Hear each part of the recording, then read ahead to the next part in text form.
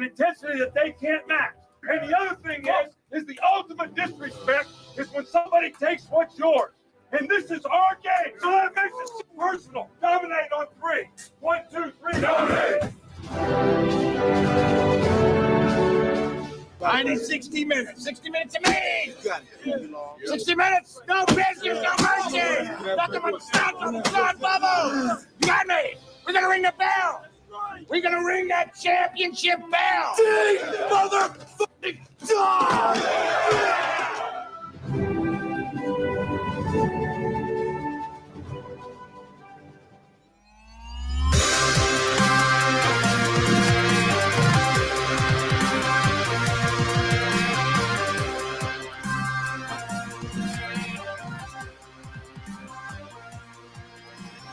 The Orange Bowl is on Mitch Jeter's leg. Good snap, good hold, kick on its way, and the kick is good! Yes! Mitch Jeter, with 7 seconds left, gives the Irish a lead, 27-24. Notre Dame is on the precipice.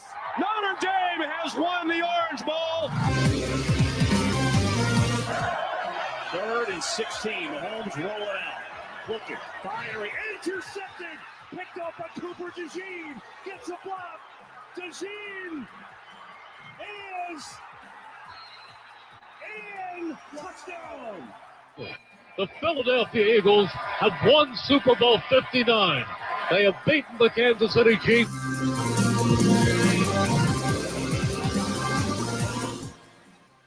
And now, welcome everyone to the Huddle Up Podcast.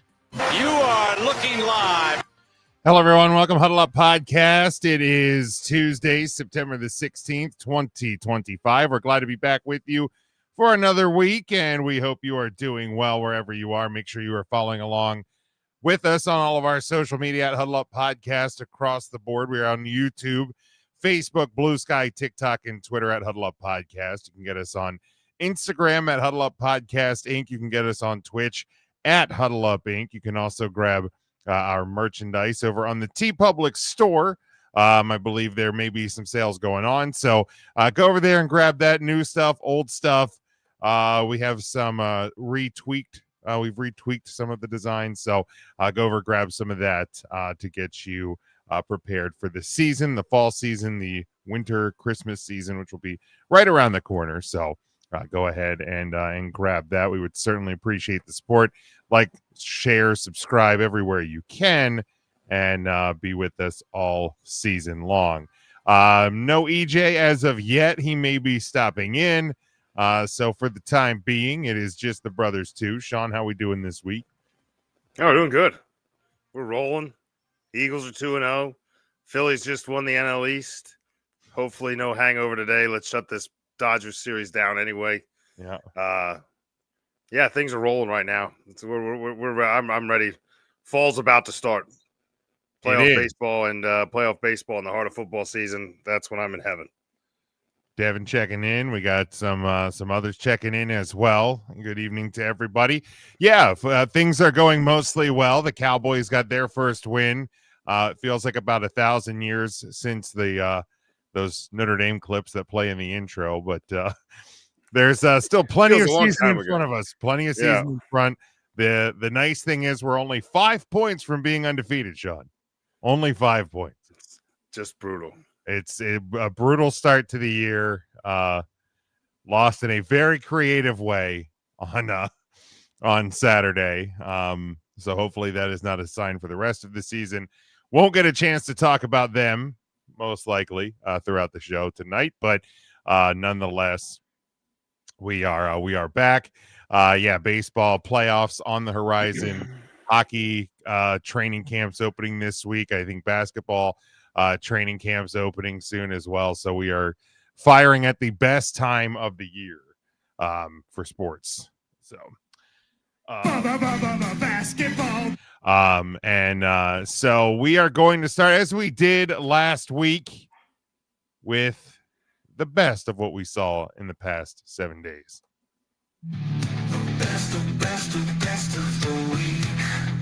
All right, Sean, and we can obviously touch on a couple of things, especially especially with only being the two of us. But what was the best of the last week in football for you? Well, I mean, besides the obvious choice as an Eagles fan, I mean, to me, watching, across the NFL, I mean, I think your storyline to this point has got to be Danny Dimes. I think Daniel Jones and what's going on in Indianapolis is I mean, it's not astounding because it's not like I've ever fully counted the Colts out at any time. Shifting quarterbacks threw me out of the bandwagon a little bit. But I got to tell you, I'm right back on it. I think that, they're sitting in a 2-game cushion over a team that what did happen? We had a unanimous choice of the Houston Texans, just kind of the best of what's around down there in the South. And now I'm watching them play and I'm seeing what I'm seeing in Houston and I'm seeing what I'm seeing in Indianapolis. And I don't know, Indiana Jones, it's got a nice ring to it. And they look good and they're playing good football and they're going to beat the Titans this week probably. And you're going to be rolling at 3-0. And even if you stumble against the Rams in week 4, 3-1 after the first quarter of the year is miles ahead of where they thought they would be at that stage. So good for Danny Dimes, good for the Colts. I think football's better when that franchise is good. And I think it makes for at least a competitive or somewhat more exciting South than what I think everybody was looking forward to. Yeah, I mean the Indianapolis Colts. And let's see if I can find it here. In terms of your over under win total, we're at 8.5. I mean they're going to be well on their way to very likely, almost half of that before we're even out of September. The schedule does get a little bit harder. In October, you have the Raiders who look like they're going to be kind of just they're going to be up and down, but a challenge every week. A challenging team. The Cardinals, Chargers, who look really good. Cardinals defense looks way better than it has. Yeah. In the past. Yeah. They still have games against the Chiefs out there. 49ers, if they ever can figure out what they want to be. But there's also still winnable games because you're still going to play every team in your division twice, and your division stinks. So there's a lot of wins out on the table. The Colts really at this point, looking at what that over and under number is, I think we all were probably the Jaguars took Joe Burrow out of a game, and then lost to them anyway. Right, and I think that's where the Jags are. We didn't do over unders this year, but I think we would have all had the under on 8.5 for the Colts. Really, I mean, again, I was talking about Riley Leonard. Yeah, I don't know if I'd have had it. Knowing Danny Dimes was taking over, I don't think I would have had it. No, I was talking about Riley Leonard was going to quickly become the quarterback of the Colts. That feels like 1,000 years ago. And Devin says in the comments here, he goes, "Yet I'm still here as a Miami Dolphins fan," because you're a fan, Devin. You're a fan. Good for you. And that's the thing, man. Like I've seen the Notre Dame fan base, and obviously this is straying off of best of, but the Notre Dame fan base on Twitter just went nuclear on Saturday. Like, look, it's a bad start to the year. This is not what we expected. This is not what we signed up for this year after going to a national championship game literally this calendar year. January 20th, we were playing for a national championship. We, in theory, lost by 8 because of a junk time field goal. We basically lost by 1 score to the Ohio State Buckeyes in the national championship. And here we are 0-2, ranked 24. This isn't what we were expecting. We thought, man, maybe we lose to Miami, but we got Texas A&M.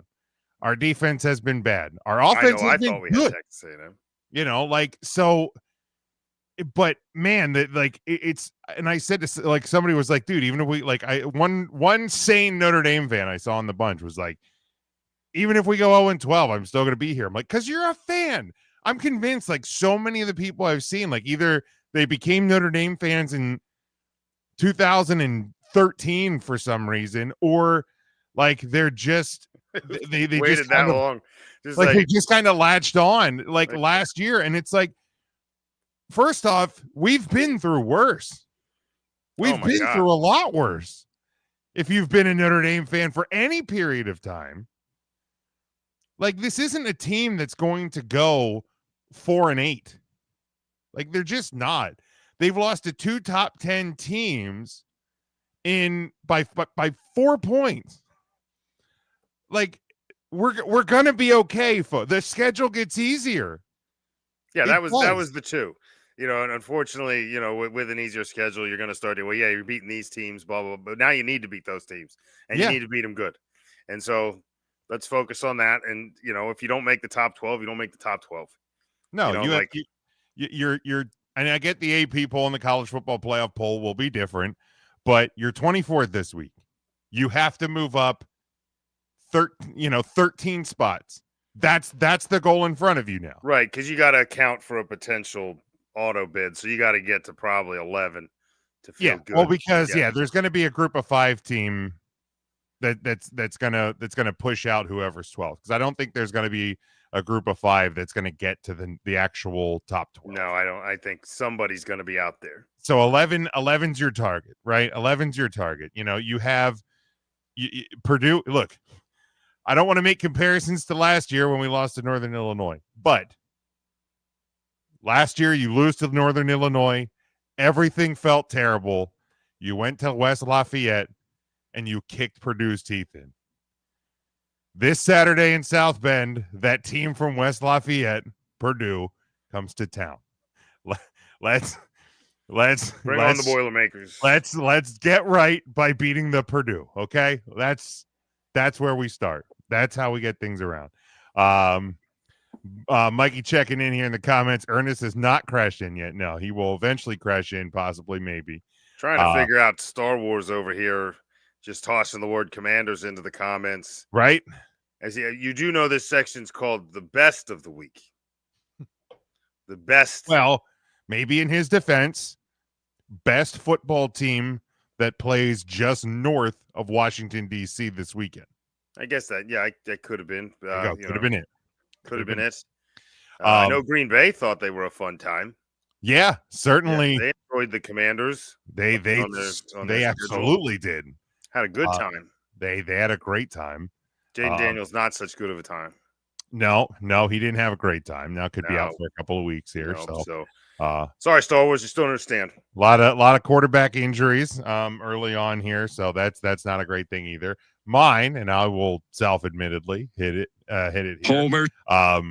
Brandon Aubrey, 4 field goals on Sunday. Carrying he was a finalist. He was a finalist for carrying a couple of my fantasy teams to victories this week. 4 field goals, including a 64-yarder to tie a game in the drunkest final 48 seconds of an NFL game I've seen in a long time. Just 2 teams just didn't want to win. Just drooling all over a field. Nope, no football. Cowboys take a 4-point lead with 48 seconds to go. Russell Wilson, the Cowboys making Russell Wilson look like he's back in Seattle winning an MVP, or trying to. And the defense doesn't look very ramped up in Dallas. Not very good, the Cowboys defense. But not great, Bob. Cowboys offense looks pretty good. George Pickens, 98 yards over 2 games, getting plenty extra yards with pass interferences. CeeDee Lamb found his hands this week. Javonte Williams, top 10 in yards to start the year. So looks good so far. Welcome back to the NFL, Javonte Williams. Good to see you checking in. Of course, Miles Sanders didn't fumble this week. That's a good thing. That's new for this year. But the Cowboys. Then of course the game-winning field goal in overtime. Brian Schottenheimer's first win as head coach. So and look, and I said this on Twitter as EJ does crash into the studio. But I said it on Twitter. I was like, there's the video of the post game with them, Brian Schottenheimer shouting out the game balls and passing everything out. And I'm like, look, I don't know if he'll be the head coach even beyond this year. I really don't. It almost feels like a fall guy. Like I still to this moment, it feels like there's a guy like almost like the Vrabel in New England, where you bring in or not Vrabel, and I don't know that he was designed to be a fall guy. Yeah, what's up? Yeah. And it just, they were just holding out for Vrabel maybe, and they're like, "Oh, he's available." See you, Right, Gerard. like EJ, if you're gonna snort, just mute your microphone. I'm trying to talk, I just man. snorted. I think you're coming through your computer, bud. I think Your mic's live, bro. Oh, that's why. I Yeah, apologize. you're Hold on. coming through That's the why. wrong mic. There's a lot of body sounds coming There's through. a lot of body noise. Yeah, A lot of things. but like, Sounded like an old folks home Good in the God. wintertime. That's better. yeah, get yourself right, man. Ugh, Yeah, get I'm out. good. I'm Hang good, with brother. that. I'm good. How you doing, Sean? Horrendous. Yeah. Nice Yeah, shirt there, Sean. Get your knob shut. Jeez, What's up, um, If you need to blow your nose, that sweatshirt will do just fine. Yeah. How are the Mets, by the way? They still in first?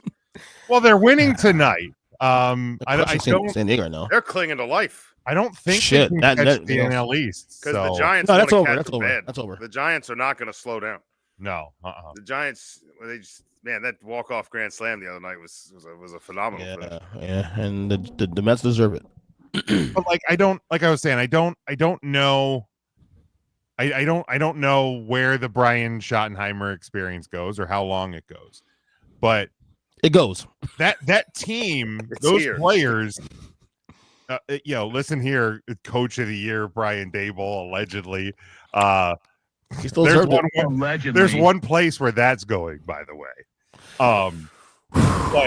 But like that team looks like they really like Brian Schottenheimer, like that as wild and silly and stupid as Sunday's game was, that they look like they like each other. So, Well, I think from an offensive standpoint, like they're a team of guys that wants to be flashy. They're a team of guys that wants to put up highlight reels. I mean, Pickens wants to be on the receiving end of, high flying, deep balls. He wants to get on the highlight reel, and I think CeeDee Lamb does too. But Lamb's just fine catching him over the middle and just burning somebody. But I think that he brings an offensive coaching package that lends itself to those guys. Now, obviously, Javonte Williams benefiting from either him or from a lack of Jalen Carter, and then the New York Giants. We'll see what happens in the next few games. Those are two pretty good recipes, but he's hitting it. I mean, like guys in Dallas the past few years have not. So, right. they're pushing the buttons that the previous teams couldn't The push. Cowboys are and I says shared something. this stat with you guys earlier today. The Cowboys are 2 rushing touchdowns away from matching last year's total. That's insane, isn't it? The Cowboys had 6 rushing touchdowns. I mean, that's. last year. I mean, I knew last year was bad. Right. I didn't think that any aspect of it was that abysmal. Like that is a brutal, horrendous stat. brutal. So bad. No one. Terrible job. How many do they have? Terrible job. How many do they have this year? Like, how many rushing touchdowns are we talking here? What's 4? They're 2 They have away. 4. They have last 4. year was 6 They had 6 in 17 games. 17 games. Please tell me I need to do research. I got to find out if they had a 2-touchdown game. They If they had a 2 rushing touchdown day. That makes I it hope even they worse. did. Makes it even. And you worse. would think too in a year where you lose Dak for most of the year that you rely on the rushing on the running game, and Well, they the couldn't even trouble get is that. everybody knew that. I guess. Well, and I guess when you lose stack them. Dak, stack the box and just force riptide And then rush. you can't get anything going, and then you have to pass. So I think what they were doing is they probably were getting more action in like the swing pass or the screen pass game. Yeah. So like you probably had running back touchdowns that just weren't rushing touchdowns, but even still 6 over By the way, course of 17 games. By the way, Sean, I don't appreciate you stealing my best of the weekend for the record. If you think I missed that, you sound you sadly. got here Wait. If you think I missed that, you're sadly mistaken, sir. Well, Danny Dimes? get You here. know I'm a But the Colts Colts, guy. the Colts. You know I'm You a Colts you guy. are a Colts guy. To be fair, you are a Colts guy. You've been a Colts guy a couple of years actually. Get here on time next time. I've just liked everything they've done, and I liked Anthony Richardson, and I still kind of want to, even though by he's the not way- going to be a Colt when he does it. Which, by the way, no one's ever heard that name whatsoever since the start of the year. Is Like, he he So still, is- one thing, there's a lot of holes in QB rooms right now. is Richardson still hurt, or is he just Yeah, he's still he's hurt, but I feel like he was preparing to start the year. Like I thought that was happening, and then they were just like, no. They made the decision to start Daniel Jones. Right, and then it was kind of just maybe I think they just stopped talking about it. They were like, because then nobody cared. But if he's able to play, and you ever wanted to get some value out of him, like I would think this would be a pretty good time.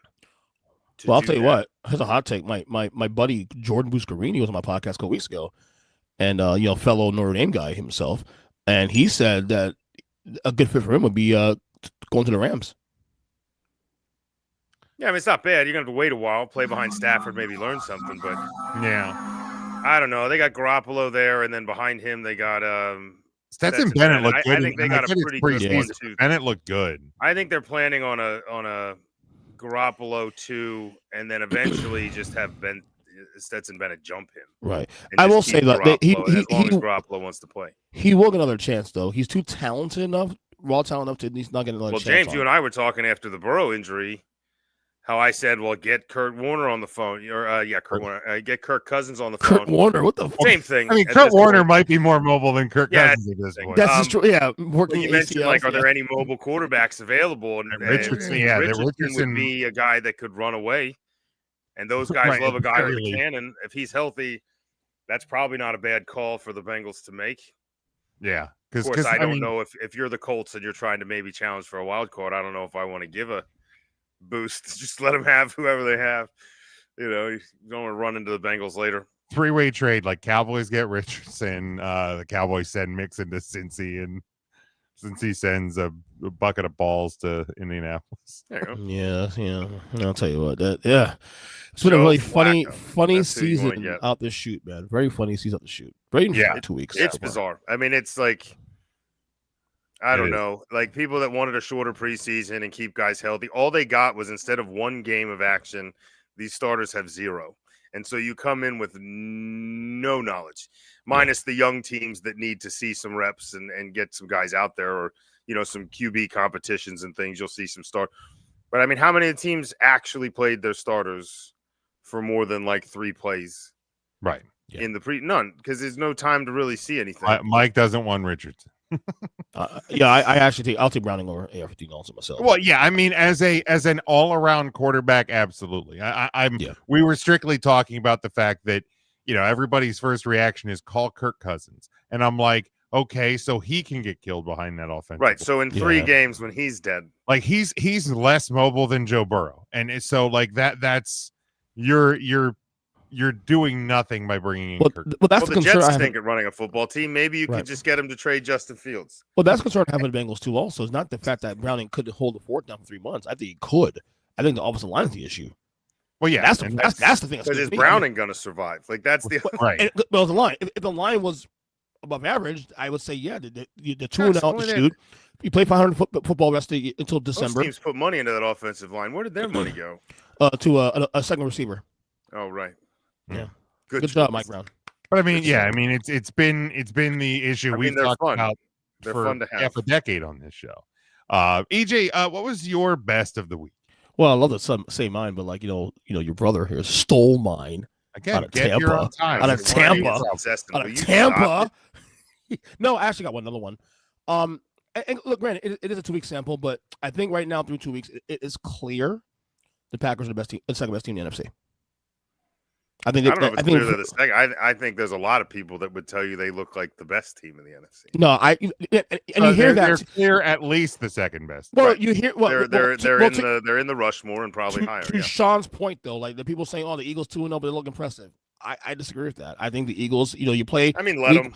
Right. Well, yes, I'm saying number 1 week. I mean, at this point, if you wake up and it starts looking flashy again, they'll all shut up. I'm not one to defend your team, but I also watch football. Week 1, you play your division rival. Okay, on first game of the year. There's pressure there to some degree. They're going to play up in that game, and they still won that game, even losing Jalen Carter. Week 2, you play the AFC champions. Like, what are we doing here? Like, you act like the Eagles are playing like the Titans or the Saints every week. No, they played some really quality teams here, so they're fine. Well, to be fair, to be the man, you got to beat the man. And Green Bay, they look really good. Beat Philadelphia first before you convince me the best team in the conference. We're going to get that chance in a few weeks. To be fair, we don't know if the Chiefs are a good team. To be fair. Well, and I'll tell you what. More on that later. And I'll tell you what, that Chiefs schedule after this week ain't letting up. There's a Baltimore in there. There's a Washington in there. There's a Detroit in there. Yeah, they get 2 downs in the next 4, I think. Their own division alone, Frisky Raiders. Broncos are still decent. I think overrated personally, but whatever. They get 2 downs in the next few weeks. Two easier ones. Right, so they better get But Jim, and Sean, could you imagine a world, a Chiefs go 0-3? Oh my God! I mean, I've already imagined it. Well, I was going to say, I think there's a lot of people in this country who have imagined it, but they have the Giants. Like they're going. I know it's a road game. They're going to the Giants. The Giants can't score that many points against the Chiefs. No. That says that. By the way, that game with Dallas says more about the Dallas defense than the New York Giants. It was pretty bad. Okay, bad you let Russell have his best career like that. That's right. That's look, a Cowboys problem. The Cowboys, the defense wasn't going to be great to begin with, and they were without Deron Bland. They were without a couple guys on D. Trevon Diggs doesn't look 100%. Micah. No, it's not even about Micah at this point. No, I understand it, but when you trade Michaels too before the year starts, right? But you had that on your belt. He until it's a big game, and then he fails to show up. I told James when I talked about that game after it, I was like, when Russell Wilson stepped into that throw at the end of the fourth quarter, the moment he let go of it, I was like, that's a touchdown. Oh yeah, he has a different demeanor when he knows it's gonna get there.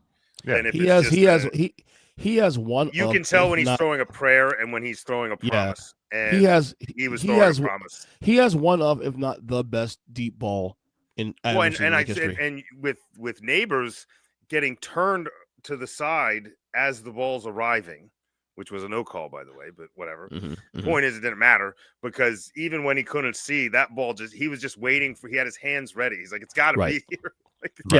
Like I know I've run this route before, and there it was. Just I don't even think he was looking at the ball when he caught it. It was quite a play.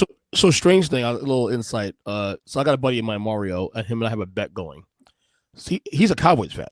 Okay. So I bet him. So the overall number we had was 8.5 wins for the Cowboys. I bet him $100 that he bet me and I took the bet that the Cowboys will win more than 8.5 games. He disagreed. Now him,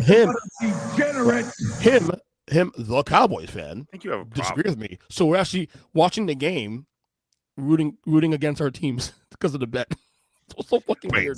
So the bet is you say the Cowboys are going to get to 9 wins or better. Yeah, I said that before the year started. He said no, and he's the Cowboys fan for the record. Okay. Diehard too, but he's also very, very realistic about his team. Almost like you.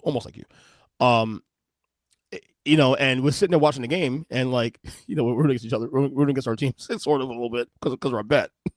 Yeah, but I'm like Neighbors. Oh my God, yes, but no. I think the next 4, maybe 5 games, because we're going to learn a little bit more about the Commanders here soon as well. But the next 4 to 5 games are where both of you are going to figure out who's going to end up eating $100, because for the Cowboys you're at Chicago, then you play Green Bay. Obviously, Green Bay, that looks to be an automatic L at this point. But Chicago, Jets, Panthers, Washington, Denver, and then the Cardinals before you go into the bye. I can find 3 wins there. Week 10. If you're going to go over 8.5, you got to win 3 or 4. All but 2 of those. Yeah. Probably. Yeah, you're going to lose to Green Bay. Drop Green Bay and 1 more. Maybe lose to Arizona. You need to clean up the rest. Not gonna lie.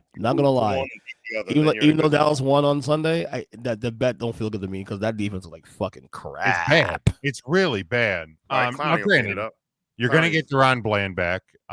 They're gonna keep working into the system. Again, this is a new defensive system as well. Clowney, yeah, he's showing up in camp. I mean, it's as if I needed another reason to hate him. I mean, it's better than nothing. I agree with you 100%. This is like, you know what I mean? At this point, like, what are you going to, are you, I mean, how many times has Jerry literally done nothing and all we've done is criticize him? At least he's like, okay, look. Right. He's trying something. I'm trying. That looked bad. Dude, if I'm the Dallas Cowboys, and I understand that, that there's probably not a deal to be made there. But if I'm the Cowboys on Jerry Jones, I'm calling the Bengals about Hendrickson.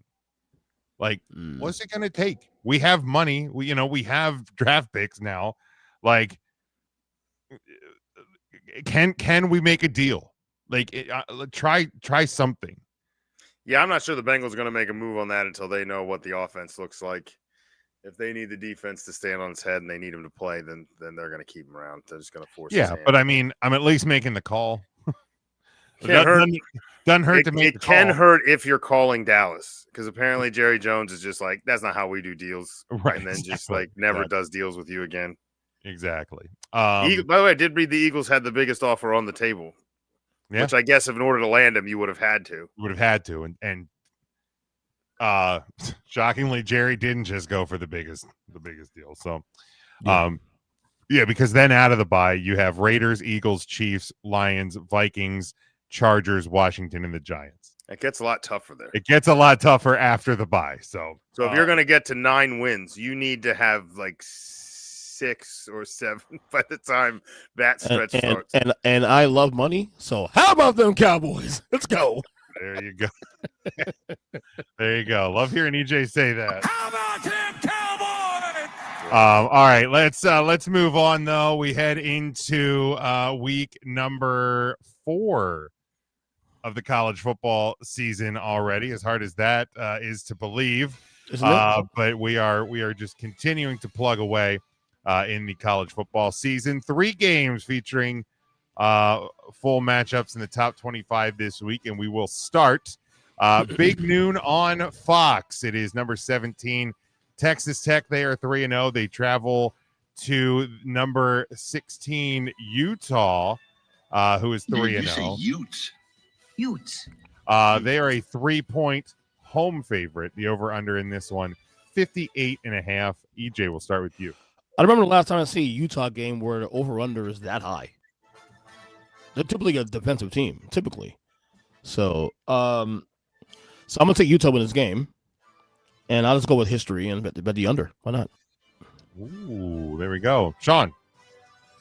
I'll tell you what, if you don't have anything to do at 12 o'clock on Saturday, this would be a pretty fun one to watch, probably. Agreed. Texas Tech comes in averaging 66 points per game.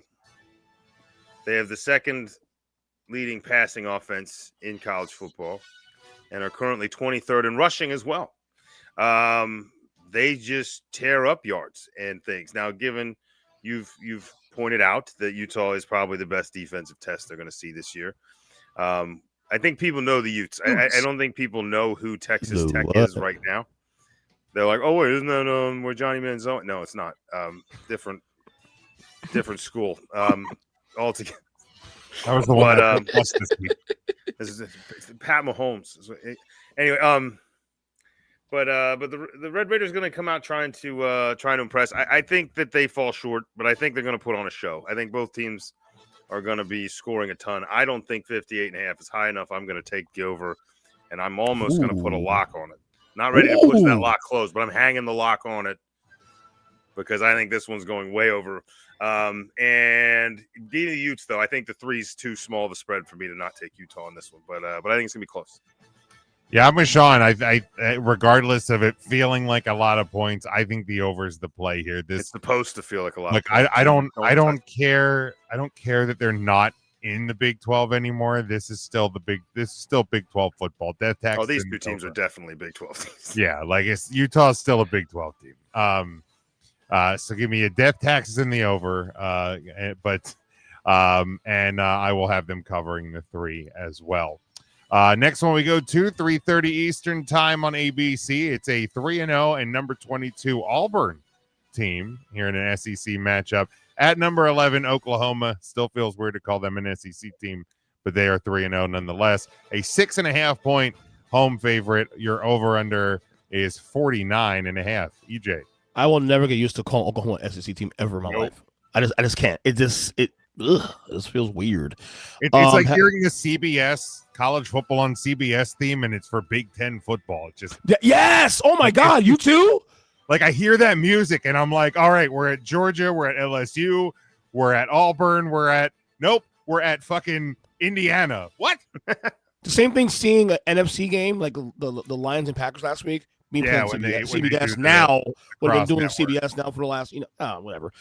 That's traditional to me. Anyway, we said Auburn and Oklahoma. Should be a fun game. I can't wait. Good to see Auburn back to playing. Playing quality football again. 3-0 with an offense. It's yeah. not just like hang your hat on the defense and Yeah. hope we do enough. Yeah. They can move the ball. And I'm gonna ride them. Give me Auburn to win this game. I know Oklahoma's having a good year also too, but I'm like Auburn. They're like my fourth team in college football, and I will take the over. All right, Sean. As much as you're like an Auburn, and I enjoy having them around, I think Oklahoma has been a, I don't want to call it pleasant, but a surprise for me in college football this year. I think they look a lot better and a lot more prepared for an SEC schedule than I thought they would. I think that they're gonna be a tough one to beat in this game. However, because of the weapons Auburn has shown so far and the way the offense seems to be clicking, I don't think Oklahoma covers.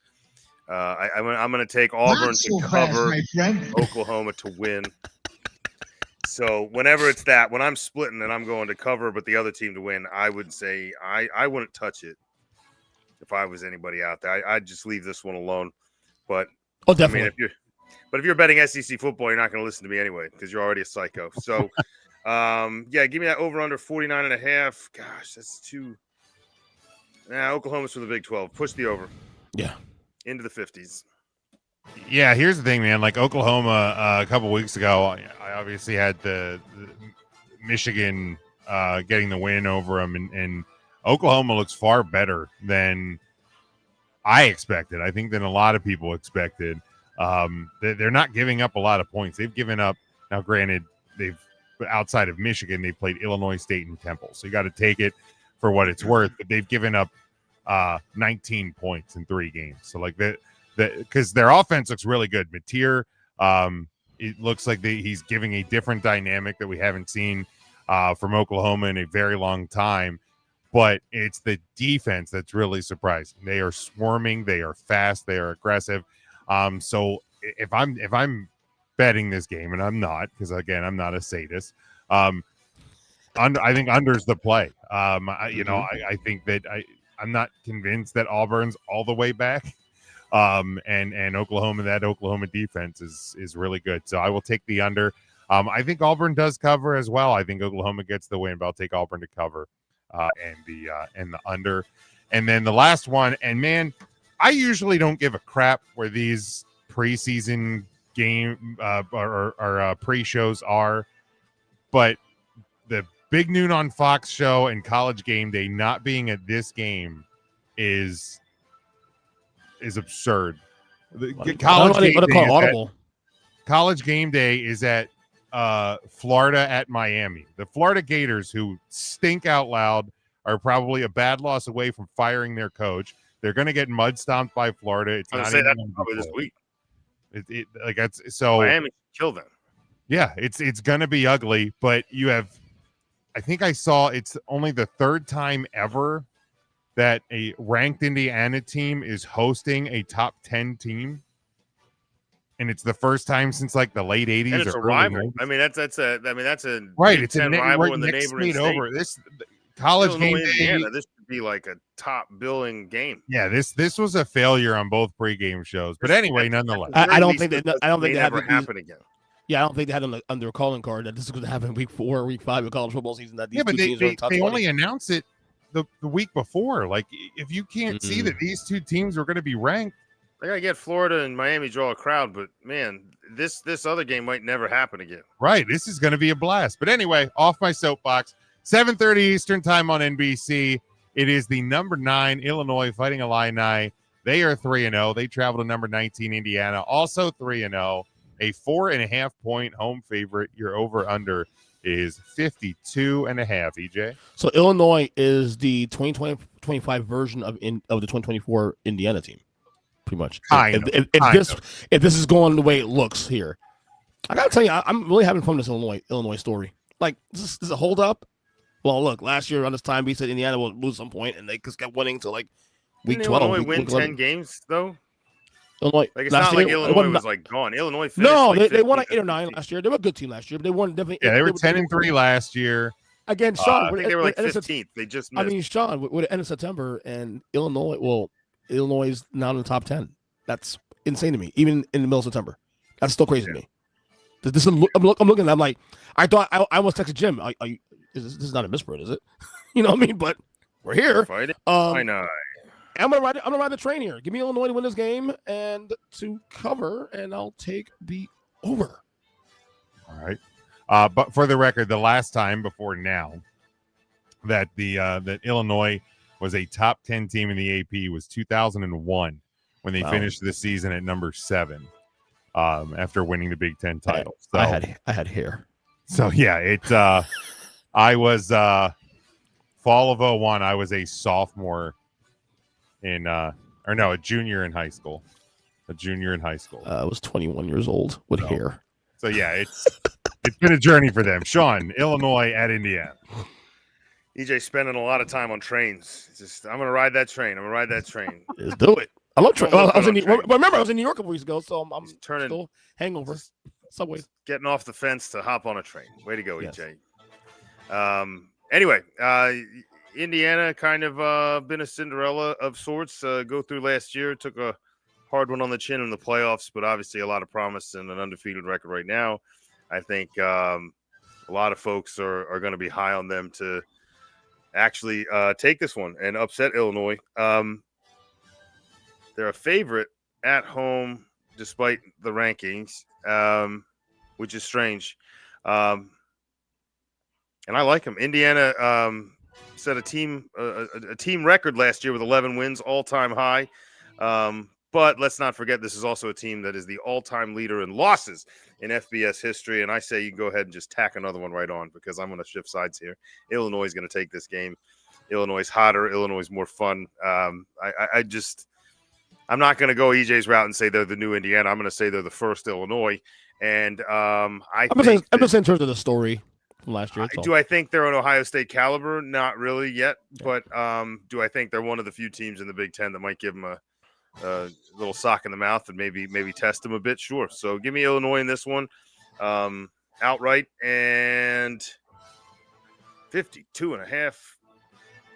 I took the over on the other two. Give me the under on this one just to be different. All right, very good. I think that's a good number. It was 2011 when Illinois went 7-6. Then they went 9 straight seasons of sub 500 football. Brett Bielema has them. He was 5-7 in his first year, 8-5 in his second year, 5-7 in 2023. But of course, like we said, 10-3 last year, got him in the top 10. I knew the guy's kind of a prick, but I knew when he took that team over that he was going to change. He was going to change like Illinois football. They were going to get better. He knows how to coach in the Big Ten. There's still some big games out there for Illinois. They host Ohio State on October 11th. So that's going to be a big one, the next biggest one there for the Illini. But look, Indiana, it was a great story last year, right? You come out of nowhere and, new head coach, doesn't really care what anybody thinks, gets to the college football playoff, loses pretty big, but the guy still got swagger to him. They've lost 1-2 games in their last 17 or something. That's a great story. That story ends this Saturday. I think Illinois is a much better football team and has something to prove. So they're going to easily cover in this game. I think you're over under. I think I'm going to go under. I think they're going to hold Illinois or Indiana off the board. I don't know how many points Illinois scores, but I think they're going to. That was my concern, is that Indiana may not be able to score as many points as Vegas thinks. Yeah, I think they're going to knock down Indiana's total, so I think that's going to keep it on the under. But a big Big Ten matchup, and in a college football landscape where I'm not sure how much it's shifting, but I do know that after 100 years of SEC dominance or whatever it felt like, your last 2 national champions have now come out of the Big Ten, and there's a lot of heavy hitting. There's a lot of free. There's a lot of teams that are trying to get some at-large bids there, and the Big Ten's got several of them. All I know is that every week goes by now, the narrative stays the same, that this thing feels even more wide open. Like, I can make a case for as much as 10 teams to win the national title this year. Well, yeah, and that's the beauty of, the NIL and the transfer era. But we saw we saw it last year with, the two teams that played for the national title were not conference champions. They were teams that had one horrible loss and two other losses, one being another pretty horrible one at the end of their regular season in Ohio State losing at Michigan. So there's one loss, two losses isn't going to kill you if it A, happens early enough, or B, you have enough stock built up, because there's still people, and like him, hate him.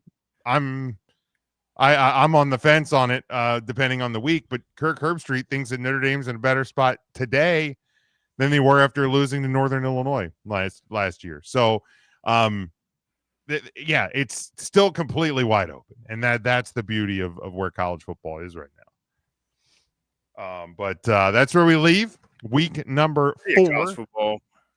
Yeah, week number 4 in college football. We leave it behind us, and now we go to the National Football League. We move into week number 3 already of the NFL, and we're kind of starting to see things start to maybe take shape a little bit. Some teams starting to separate, some teams starting to tell us who they actually are. But a really fun one right off the bat on Sunday, 1:00 on Fox. It is the 2-0 Rams traveling to the 2-0 Eagles. 3.5-point home favorite for Philly. 44.5 is your over-under on this one. Sean, I will start with you. I love both these teams a lot. I have both of them winning their respective divisions. I trust McVay. I trust Matt Stafford. I trust everything they got going on there. However, this is the Philadelphia Eagles. As EJ said, to be the man, you got to beat the man.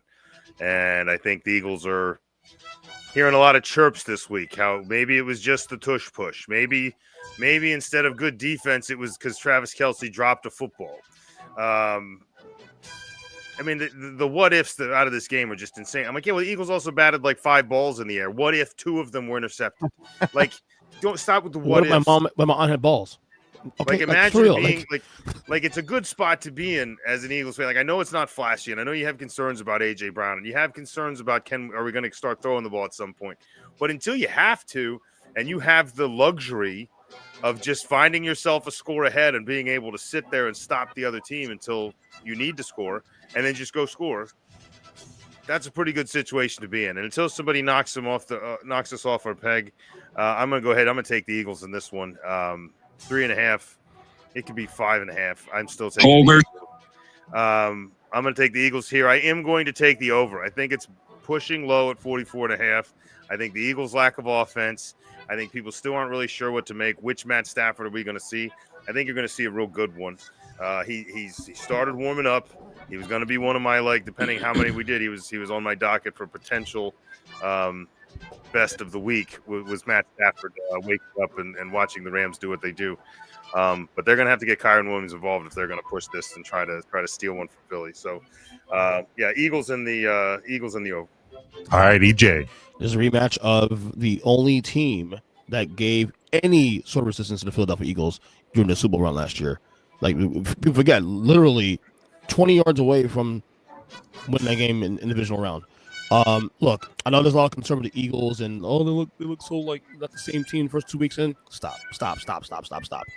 They'll get things in order this week. Give me the Eagles in this game. It'll be a competitive game, but the Eagles do still cover. I love the over in this game as well. Look, there's Devin as the Eagles as well. There's always talk about West Coast teams coming east for early games and all of that. The Rams are a good team, but they've not been super challenged yet so far. And now we're going to find out a little bit more about what they're made out of. They're a good football team. They're probably still the best team in the NFC West, especially given injuries to San Francisco and Seattle looking like they may have overspent for Sam Darnold a bit. The Rams, somebody's got to have to prove they're better than the Rams until I believe it. But the Eagles are still the Eagles, and they whatever the week one stuff was against Dallas, whether it was Dallas overachieving, being able to beat emotion, the Eagles looked more like what you expect them to be on Sunday against the Chiefs, and when push came to shove, they were the better team. And I think that's what they're going to be again this Sunday. I think they will cover the 3.5, probably not by a lot, but I think they will cover it. And I will take the under still. I think both of these offense still kind of finding out who they are a bit, and defenses might be able to reign a little supreme. So I will take the under in this one. Then we go staying at 1 o'clock on Sunday, but we go to New England. It is the 1-1 Steelers. They're a 1-point road favorite at the New England Patriots, who are also 1-1. You're over under in this one, also 44.5. Sean. I mean, this is two teams that have more question marks by far than the two we just talked about.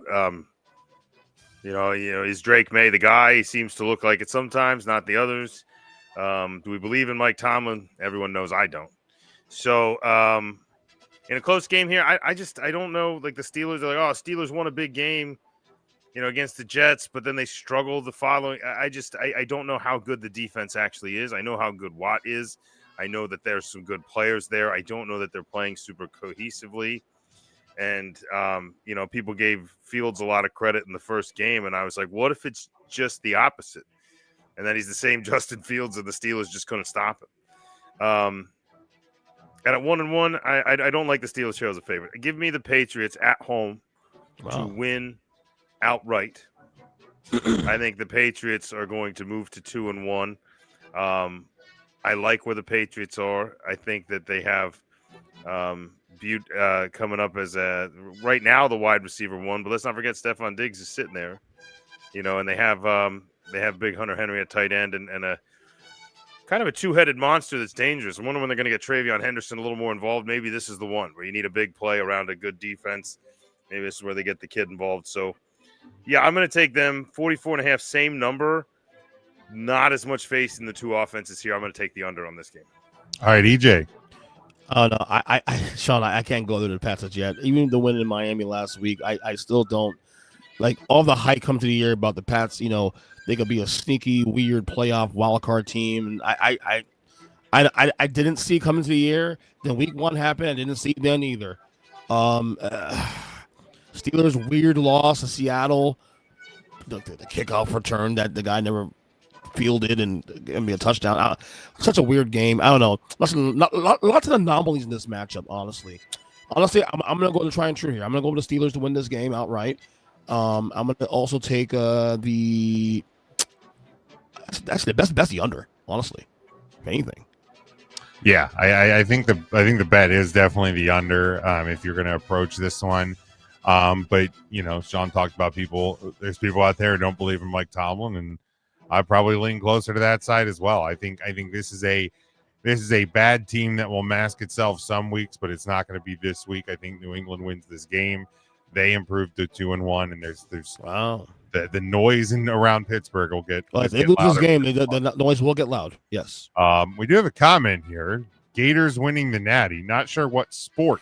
College basketball. They have a good basketball team. Yeah, I was gonna say. I don't think we're talking football. They're the defending champions, right? Exactly, you're defending champions, right? So maybe maybe they'll repeat her. Go repeat her.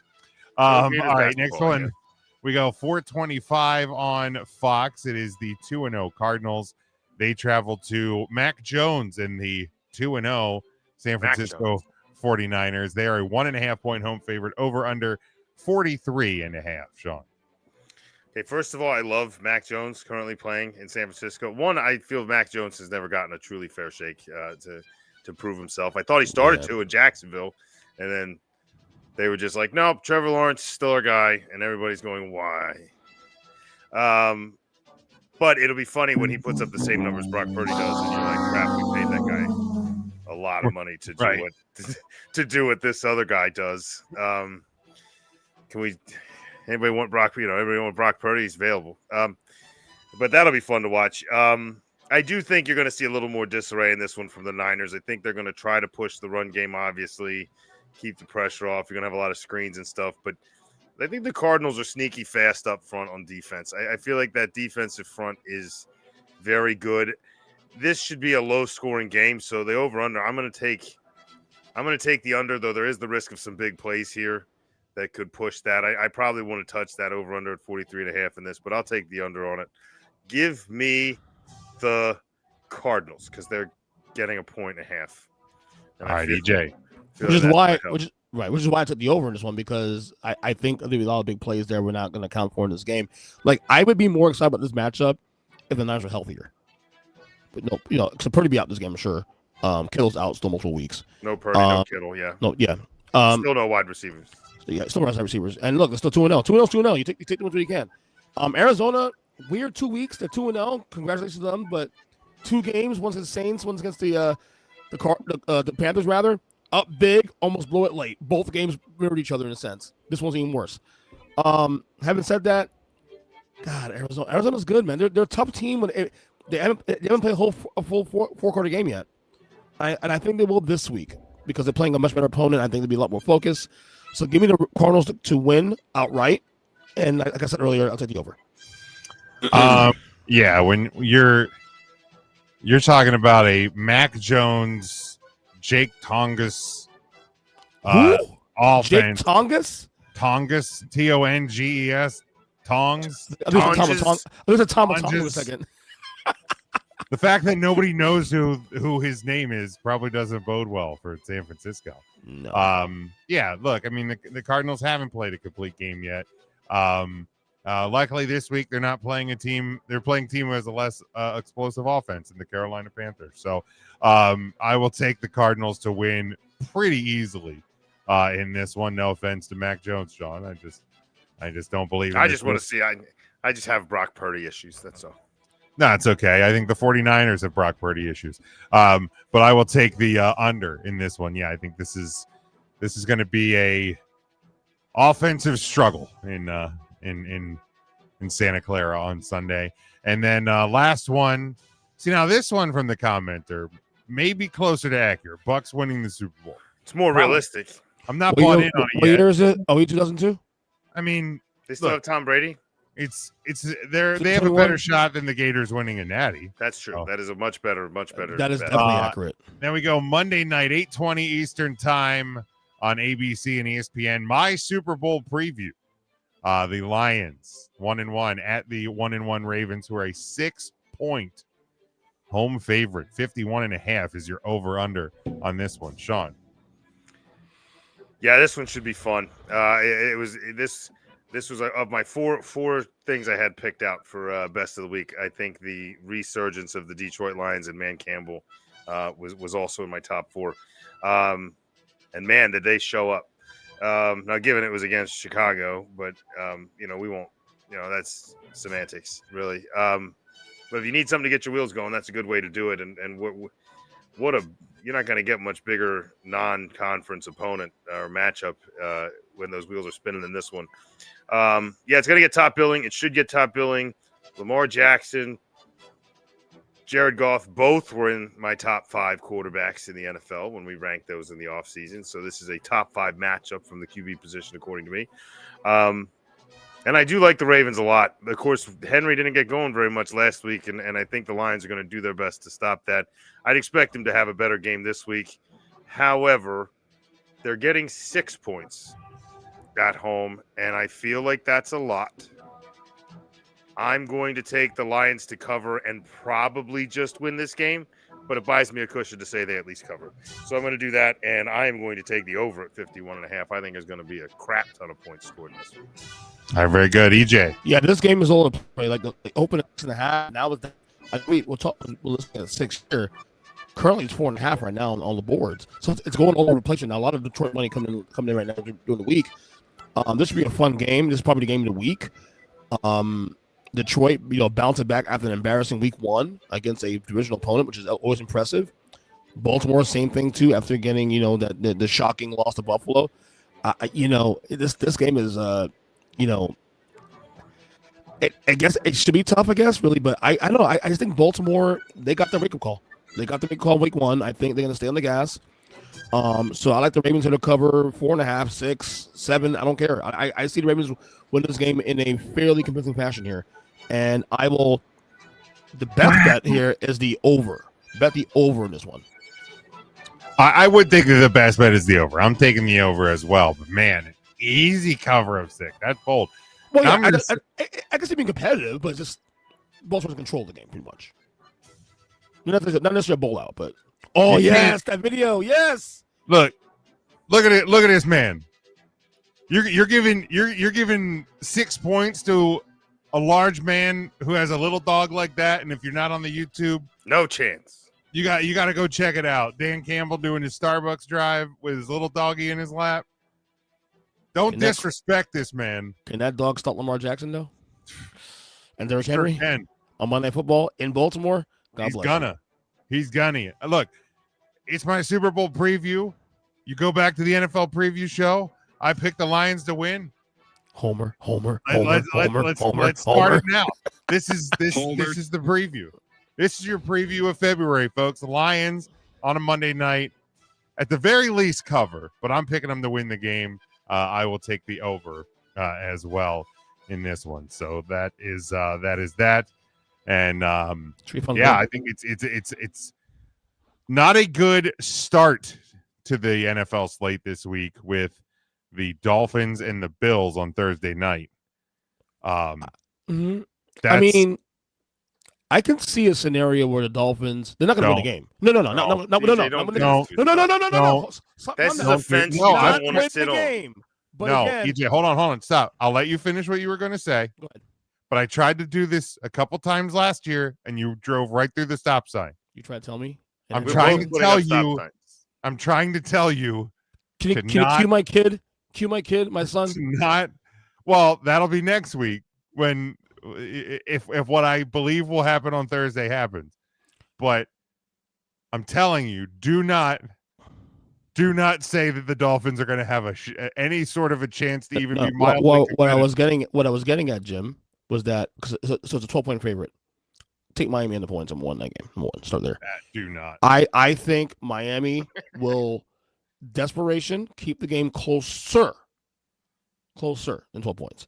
I think this is the desperate week because if they lose this game in a blowout fashion, McDaniel's getting fired on Friday. So this is desperation here. Just stand there in your wrongness and be wrong and get used to it. Yeah, no. It's the reason that this game is on Amazon Prime is because you can't broadcast this game on over-the-air broadcast TV. You can't broadcast a beating this bad. Yeah, you can't. I don't know why you act like why you act like I picked the Dolphins to win. They don't win this game. You said they're going to make it close to the 12 points. This game will be competitive. It's a game. It's a divisional game. These teams covering hate 12 each other. points means they're in a position to maybe win the game, and I think that's a bold overstep. Bills win this game by 20 plus. It's going to be ugly. 20 plus. I'd be shocked if it's that close. Whatever, Jim. I have not always sided with my brother in my life, but in this particular moment, I'm telling you, man. I like divisional optics don't mean shit when you have a team that's that bad. You think Tyreek Hill's quitting, Josh McDaniel quitting, Tua doesn't know where he is. Josh McDaniel is going to go to that game. Before he leaves for that game, he's going to make sure everything in his office is already in a box. You mean Mike McDaniel? Yeah. Oh, Mike McDaniel. Oh, yeah. Sorry, Mike McDaniel. Mike McDaniel. I was like, did Josh get a job? I didn't know. No, he's still homeless. All right. But I will have the soundbite queued up for next week because, yeah, there's no way this thing's under 20 points. You think Buffalo? Oh, you think Buffalo covers this game easy? Oh, steamrolls. Okay. Dude, didn't they just beat the Jets by 30? Who? Didn't the Bills just beat the Jets by like 30? On the who? The Jets are better than the Dolphins. Play the soundbite, brother. I'm setting you up. At the very least, the Dolphins and the Jets are the same. Yeah, at best. Jets. At best.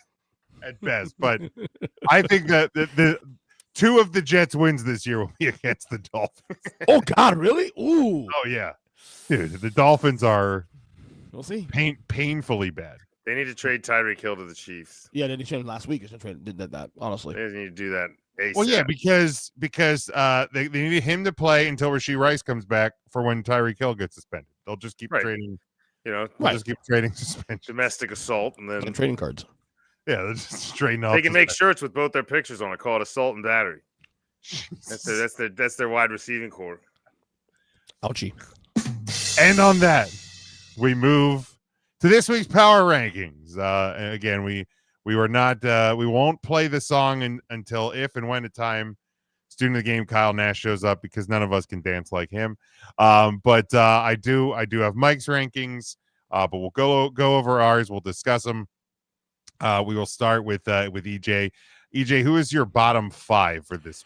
All right, bottom 5, 23-2. We got the Jets, Titans, Dolphins, Panthers, Saints. Pretty much like last week, outside the Jets. I had to pass last week. They're out now. So the bottom 4 is pretty much similar to last week. Okay, Sean? So the worst team in the league is the Dolphins. Just further proof they're not going to cover 12 points. At 31, I'm just here to let you know that the Bears still suck. They suck. And they're getting worse. It's going to get so bad. The Bears have a cornerback, number 1 cornerback, best guy against the pass. It's a great soundtrack for it. The corners hurt. They already can't stop people. It's get worse. Caleb Williams can talk about his arm all he wants. If you can't put it in front of a guy, you can't. And I get the receiving core is good. Are they going to have flashes of brilliance? Yeah, but at best, they're what we've seen out of the Cardinals for the last few years, where you're going to have highlight reels. You're like, man, this team must be winning by 30, and they're still losing by 14. The Bears are not going to – they'll be competitive in some games, but lose most of them, and they belong here. Panthers are real bad. They're sitting at 30. The Jets are the most dysfunctional franchise in the NFL. So they're at 29. And, yes, I understand, EJ, you have the Saints.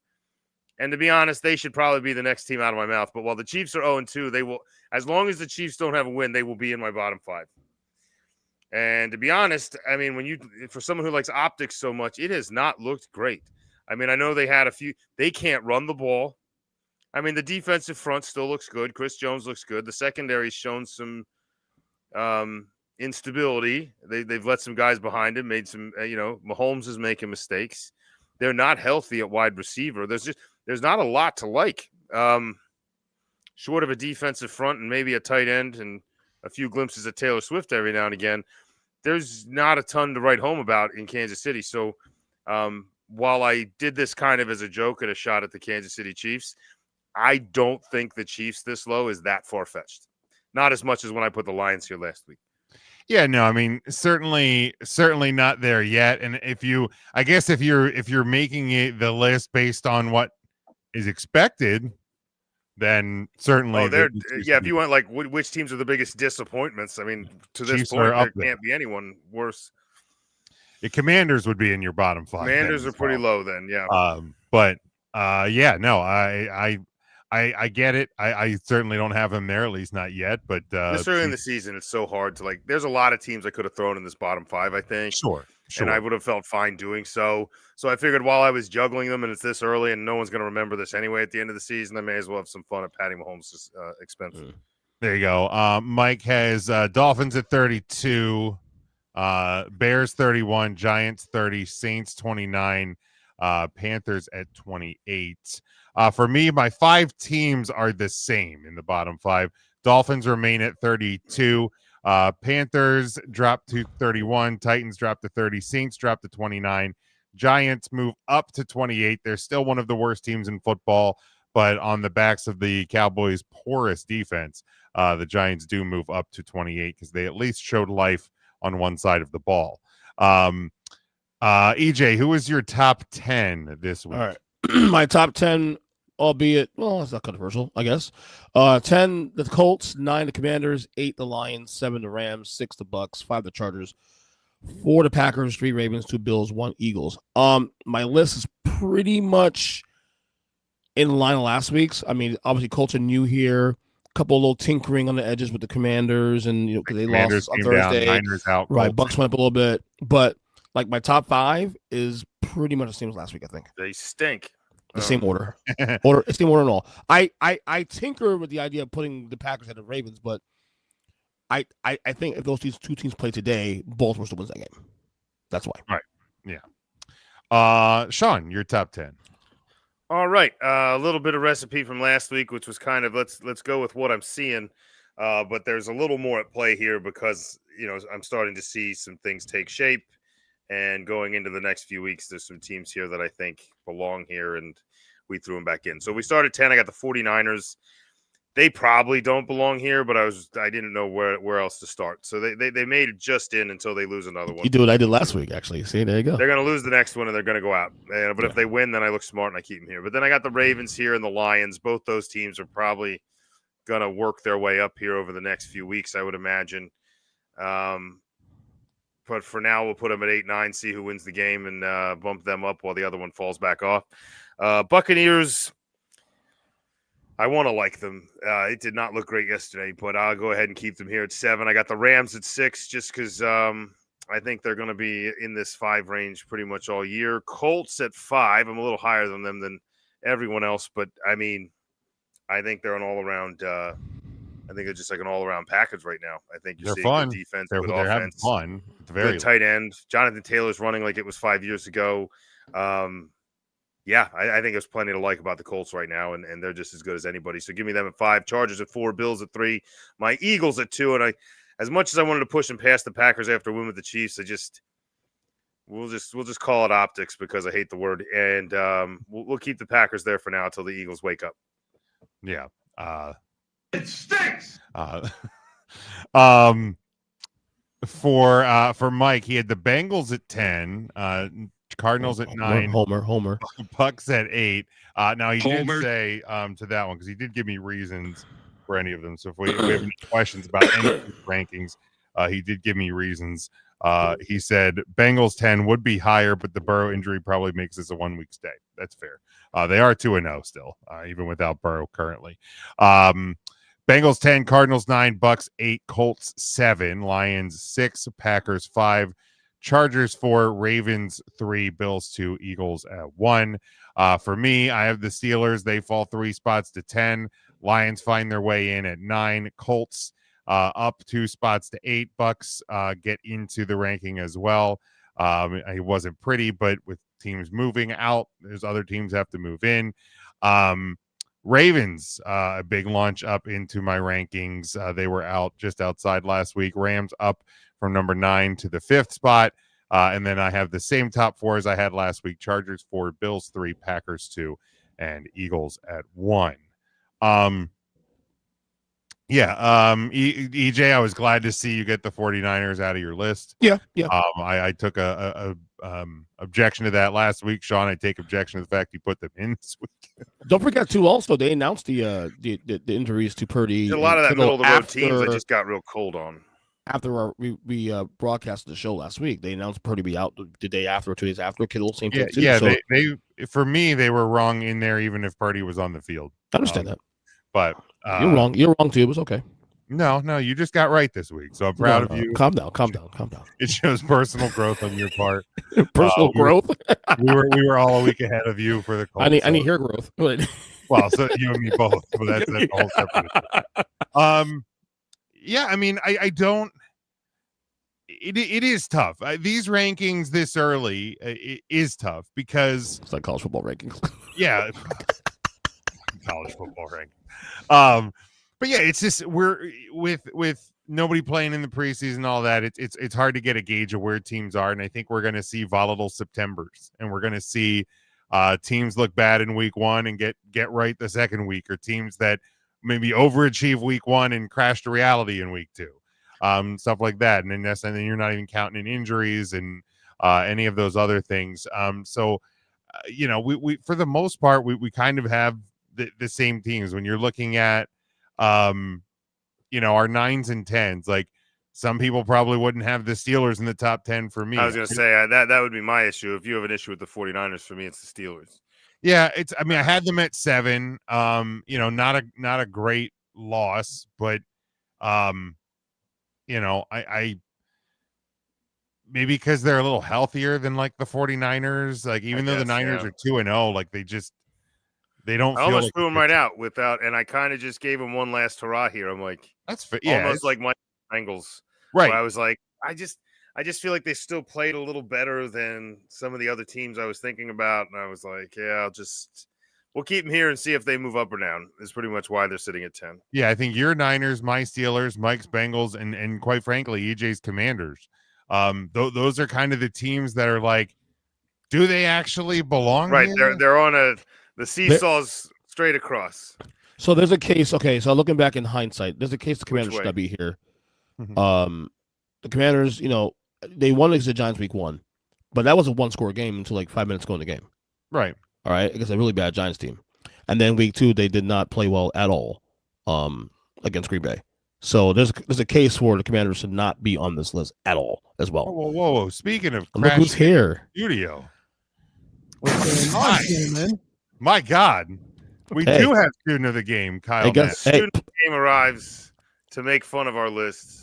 Really, that wasn't the intention necessarily to make fun of the lists, but I did want to bring up an element of tool time. I don't know if you guys have broached the topic yet, but are we ready to admit that Brian fucking Daboll was never the coach of the year now that Danny Dimes is, making it rain with dollars instead of coins? No. I mean, I think no. It's a good thing it's not a Giants fan already. It's a good thing that the Giants fan is what. Stop it. Calm your ass down. You're rude. You come in on the show. You're rude. You don't say hi to anybody here. Excuse me, Jim. Can I get a? He's so goddamn rude. It's so goddamn rude. I do think that most of us already were on your side on that one, Kyle. I'm just throwing it out there. I'm saying the voters agree with me. Well, they know everything. Well, I if we know anything about voters, with me. They regularly get things wrong. Oh, wow. Look at that. How poignant, Jim. I like it. Wow. See, this is going somewhere. What? I didn't think that that show that won the Emmy this past Sunday should have won the Emmy. What show was that? What did you think? The show. What did you think I was referring to? Welcome, Kyle. Welcome. Good to see you. Good to be seen. I mean, I did mostly just want to come off the top rope there, right into Brian Daboll's general direction, and a win for the Eagles and getting Saquon and exposing him that way, and then what happened with Dimes there within Indy. I admittedly look stupid. I thought that the reason why we were calling him Indiana Jones is because he's going to get whipped. That is not what's happened here. I think there's a lot of us who we're probably in the same boat. Man, I probably should have hit you with this one, Kyle, because I did have it. I did have it all ready for you. Nice. I think there's a lot of people, myself included, who was thinking the Colts would look a lot different with Danny Dimes at quarterback, and they're just turns out they do. They're a lot better. Well, that's true. That is true. They do look a lot different. Because I had a lot of question marks about Anthony Richardson, and then all of a sudden here comes Danny Dimes, and he's just the opposite. And then I'm like, wow, this is exactly what they needed. Jonathan Taylor's ecstatic. No kidding. He's running he runs like it's 5 years ago because he hasn't had to use that energy. He's like, well, he's just going to run it. Right. And you got these route runners over the middle and the big tight ends, the guys that Richardson just overlooked to hit Alec Pierce down the sideline.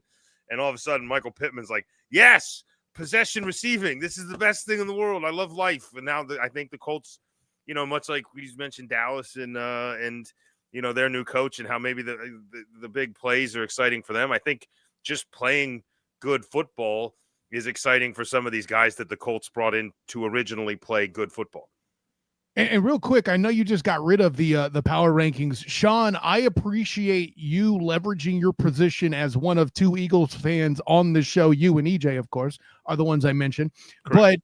But you leveraging your ass. History, hey, listen, I can go send the graphic to Jim to flash on the show for next week where you mentioned being an Eagles fan. That's a thing that happened. Okay, you can't take that away. But prove it. I just said I could. Don't dare me. But the punchline. I'm daring you. You can't. I can't do it on your show because you're hiding from me. But but the whole thing Most about people do, Kyle. That's a fair point. But you being the Eagles fan on the panel and of all people to see talk smack on Chris Jones being Jalen Hurts and having that victory, Normally, I would be like, let's settle down on Chiefs in the bottom 5, but I like you leveraging your position as the Eagles fan. No, that's where they belong. My team. Put them down there. I'm sick of their crap, all the whining and all the nonsense. I'm You- and it was much more fun for me to throw the Chiefs under the bus after that loss than to like give the Eagles my number 1 spot because of the win. Do I think the Eagles are better than the Packers? Yes. Have we shown it yet? Not necessarily. So until we do, I'm going to hold us at number 2, and that's just pretty much where I'm going to have us sitting until we decide that we're ready to step up. The irony. I think it's do that thing as a fan. The irony: the Eagles are number 2. You think the Chiefs are number 2 in a different way? It's all perfect. It's perfect. Kyle, I'm watching baseball. Kyle, I'm watching baseball. That's a you problem. Okay. Speaking of which, semi-breaking news out of Major League Baseball, and by breaking news I mean like an hour old. Cal Raleigh. Yeah, Cal Raleigh. Incredible. It's his 55th home run of the season, breaking the all-time record by Mickey Mantle for a switch hitter in a single season. He hit 2 tonight, I think. He hit 2 tonight, I think, actually. Yeah, I saw 55 was the one that did it. So yeah, I think he's great for baseball. I believe in Joe Hendry. There we go. Beautiful. Oh, Great my for Lord. baseball. Oh my Lord, Kyle. Look at you. I would pay money to watch him and Kyle Schwarber just do a 2-man home run derby. Oh, for real? Just go watch that. The 50 Club? 2 Hell yeah. Just big baseball play. Just swing your asses off, fellas. But I think that like the big thing as it pertains to the power rankings, I think we're going to learn a lot more over the next 4 weeks. These first couple weeks, I think, until there ever comes a time, and it probably won't exist, where the preseason format and how teams manage their rosters in the preseason change. We're gonna see some elements of unpredictability in the first couple weeks. We're gonna start to settle into things that we actually know in the 3rd through 8th week of the year. We're going to start to figure things out a little bit more. But as we do each and every week, gentlemen, we know how we close this show up. You better lock it up. You better lock it up. No, you lock it up. You lock it up. Lock it up. Lock it up. We look ahead to the weekend that will be with one thing that will happen. And EJ, what will happen this weekend in football? My lock of the week is that Mac Jones, once again, will have a very solid 250-plus yard a day against the Cardinals in a loss. Thus completing my dream and proving that anyone can do what Brock Purdy does. Well, that's what I love about it. I want Mac Jones to do so well so that the 49ers look so dumb. That's what I want to happen. But it's a good bet. I think the matchup's good enough for that. Yeah. Say, if you're looking for an argument from me, just because I'm a Niners fan doesn't mean I love Brock Purdy getting paid. Okay, you've been on that line from day one. But before you hopped on, I said the Jaguars made a mistake not signing Mac Jones because I think he's potentially better than Trevor Lawrence. Oh, stop! Now that's could be hot. It's a stretch. Could be. We'll never know. We'll never know. Trevor has not met the expectations he came in the league with, but he's not bad. Yeah, if you're weighing it, it's similar to how we talked about some of the things in the power rankings. Like, if you're weighing it to expectation, you're under. But I don't think it's as bad as the weight of the expectation. But he's not a bust.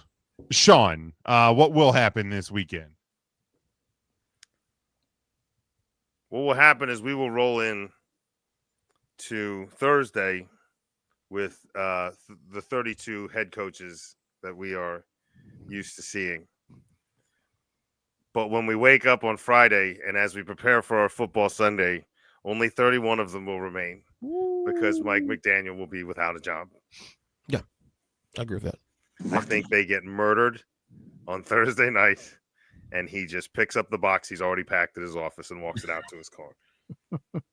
The irony is I don't even think it's his fault, but I'll leave it at that.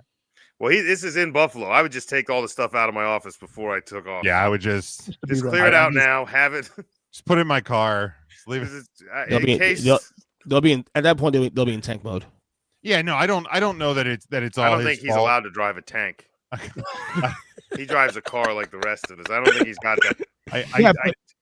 was it Chris Greer, the GM, is already licensed to drive a tank. I actually had to write about that ish on the Dolphins Wire back when it happened last time for, ironically, 1-2 at Tagovailoa. Oh, look at this. He's got a belt too.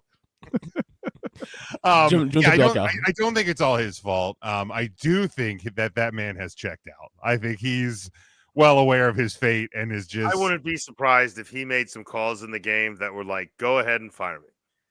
Right. I mean, like what was I don't know if it'll be a 75-yard field goal like Janikowski and the Raiders several years ago, but something along the lines of like, just run it, like just run this thing out. It's the second quarter, but I'm done. Let's just get it over with. Field goal kicks don't seem so little anymore, do they? You ain't kidding. I can't wait to see Brandon Aubrey kick in Denver in a couple of weeks. That guy, he's a fun, good one fun too. times. Just line that dude up for an 80-yarder. I don't even care. Like this week there were like 5 different game tying or game winning or game leading kicks that were like 55, 60 plus. Like that, there were just several that were just in that high 50s, and guys were just killing. The Raiders had a kick; their kicker crushed one. Last night that I was God, that would have been good from. Did you see the stat? Did you see the stat that came out recently that I think it's like the 4 of the last 7 game-winning 60-yarder field goals against the Giants? I did see that.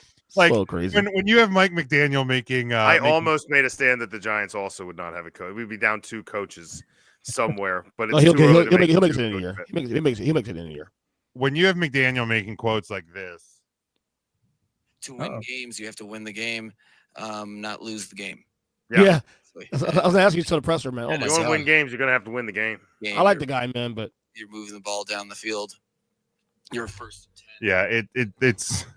I mean, Trey Tyreek. I mean, he's always been a pretty flat guy, like as far as his emotions, but like, that's right. That's a whole new level. Has changed. Yeah, I do. Wonder, it was like a fun flat. This is not fun. I do wonder. This is like a flat tire flat where you're like, God damn it. Not knowing the language. Maybe I can still drive the car, but I shouldn't because it's gonna get worse. Right. maybe Kyle knows more about this one. That's what he is. He's a flat tire on the car of the Dolphins. The language of Tua's contract beyond this year. I'm just curious. The language. I'm not up on that. That's a good question. I know they're still on the hook for a lot of it. It's Tyreek Hill's money that basically evaporates because he signed it thinking he would be retiring after this season anyway. Right, and I heard that Tua will be owed probably if they were to cut him somewhere in the neighborhood of $60 to $70 million dead cap money if they were to cut him after this year. I don't know if that's true or not. That's just what I've heard. Well, and then also assumes he gets out healthy too. By the way, correct. Then they're not on the hook for that. That would have to do with what you think your franchise. Like if you're going into a full rebuild for whatever reason, you're going to go new QB, Then, I don't know if that dead cap money really kills you because you're going to have a lot of rookie and small deals. Well, not only that, you already have Quinn Ewers on your roster too. No, that's terrible. You just got to keep him around. But don't forget, they signed Quinn Ewers. They drafted him also too, so he's ready. That kind of I guess the project they're going to have in case Tua. Juggernaut Quentin Ewers. You know what? Sign fucking Mac Jones for Christ's sake. Okay. Well, he's better than Trevor Lawrence. If your project is multiple seasons with top 5 overall picks, then by all means, Quinn Ewers. Anthony Richardson. Maybe he's yours, not mine. Yours, not mine. That's my slogan on Quinn Ewers. Yours. Kyle, do you have I'm throwing you on the spot. Do you have a lock for the week? I do, and I'll stay consistent with what I said on the Night Shift podcast, powered by the Black and Gold Banneret. Sorry, I still have mine. My bad, Jim. But you sent it to me. I'm going to use the shit. I still have this one too. Right? There's all sorts of things. Bells and whistles, maybe. But the lock in question, while he will cover the 6.5 point spread as of yesterday, which I still don't understand. The UCF Knights beat Bill Belichick and the Tar Heels at the Bounce House. Ooh. And first Power 5 win under the Scott Frost era with his 17th straight UCF victory. There you go. Also, did you say whistles as well? It's a slide whistle, but what can I say except you're welcome? It still works, right? It's what can I say except you're welcome? I feel once we get to you're welcome, I feel like we're in a good place. Yeah. Mostly because Kyle's done talking. Listen, there's more that can happen. And I'm warning you now. I tried to tell you, but you didn't listen. There you go. Stop doing that. You just Too late. You put the board in soundboard. Ow! Oh my God! Really? Bird! Mr. Neese. thought you wouldn't listen. Damn. Mr. Neese. Wow. Ow! Way to go, a-hole! Just no need for that. As Burns go, that's a fucking 10. I'll give it credit. 10. We're no. This is I don't have. I'm to in worry mid-season about. form here in week 3. We just I gave it a 10, a fucking 10. Which is more than we could say for the Chiefs, right, Charles? Which I don't have to worry about swearing on this show, unlike what I did on Kyle's show last year. With that soundbite. But I'm gonna go. I'm just gonna lean into it. I don't know if I'm still contact high from Brandon Aubrey's 64-yard field goal, and because he also played soccer, albeit at this university. But Notre Dame and their much maligned defensive secondary will seal their first win of the season, albeit against Purdue. I will take what I can get at this point. Hey, still with a late fourth quarter interception to seal up that victory. Yeah, I hit my last 2, so I could take a gamble on this one. Yeah. It's I need something. I need something. I mean, mine last week was Jackson Dart replacing Russell Wilson. Technically, Dart did come in the game at spots. Yeah, he I plays don't know. Packages. Yeah, he did. They did put him in the game. He didn't quite replace. I got my because... Cam Ward first career touchdown as guaranteed. There you go, Jim. The way you got to look at it, that's what your Jackson Dart and Notre Dame picks have in common. Jackson Dart coming in, that's the first step to him replacing Russell Carrington Wilson. This win against Purdue, the first step, and the Irish still making the damn playoffs. I said what I said. Well, I hope. Did say it. I hope. My hope is not lost. It is fading, but it is not. I know better than to say it out loud. It is not lost. I will not say it out loud. I'm not a fan. It doesn't matter if I do it. There you go. That is the beauty of it. All right, that is where we are going to close up for the week. And since he did crash the party, I will let student of the game Kyle Nash share away first. Oh, shoot, I wasn't even looking to plug, but I'm here anyway. There's probably a joke in there somewhere referring to EJ Christian's social life. Of course, I am Kyle Nash, the student of the game. You can find me on Instagram, Threads, Twitter, and Blue Sky. You missed me. At the SOTG. Find me on Facebook as a student of the game. Check out my writings with the Fans First Sports Network covering the Jacksonville Jaguars and the Orlando Magic. Plus, check out my offerings with the Duval Dive, the Bolt Blitz Uncut, and the Night Shift podcast. And then also, as I mentioned earlier, covering UCF with the Black and Gold Banneret. Pretty sure that's everything. So, gentlemen, an honor, joy, and privilege, albeit briefly, to join you. Until next time, class dismissed. Love it. Always love seeing that sexy face. Sean, let them know where they can follow you. All right, as usual. If you aren't going to be following me in your 8th grade science class, as some of you listeners will be doing, you can follow me on Twitter at Sean Shine State. You can also keep an eye out on Spotify for the Sean Shine Statement. Hopefully that gets going this year. I've got some ideas. We're going to get them flying. But until then, you can catch me watching the Birds, watching the Phils, go Phils, and right now watching Danny Dollars, Danny Dimes, whatever we're calling him these days, Indiana Jones, and pulling for the Colts when the Eagles aren't playing. So go Birds, go Phils, go home. All right. EJ, let them know. Watch the house this fucking Giant game from Sunday. EJ Chris 7 on X, of course. All podcasts. Tell me how that game ends, by the way, when you see the highlights. So sick. Anyway, Earthly Podcast across all podcast catchers. We are putting out content pretty much daily now, 5 days a week at least. We do miss Kyle, of course, when he hopefully comes back soon and do the screening report once things clear up on his end. Looking for that. The door's always open. You already know the door's always open, brother. You know that already. So, Earthly Pod on YouTube, on TikTok, on Instagram, all that good stuff. And that's all I got for you guys. All right, you can follow me at Big Jim Sports, but most importantly, make sure you are following the show. We are at Huddle Up Podcast on Instagram, Facebook, or on Facebook, Blue Sky, TikTok, and Twitter. We are on Instagram at Huddle Up Podcast Inc. We also have our merchandise over on our T Public store. Make sure you go ahead and grab that gear up for the season. Subscribe to our YouTube channel at Huddle Up Podcast. Our subscriber numbers are growing, so let's keep that number on the up and up. Also, make sure you subscribe to us on all podcast platforms: Apple Podcasts, Spotify, Amazon Music, and more. Until next week, we hope you stay safe, stay smart, and as always, go for the win.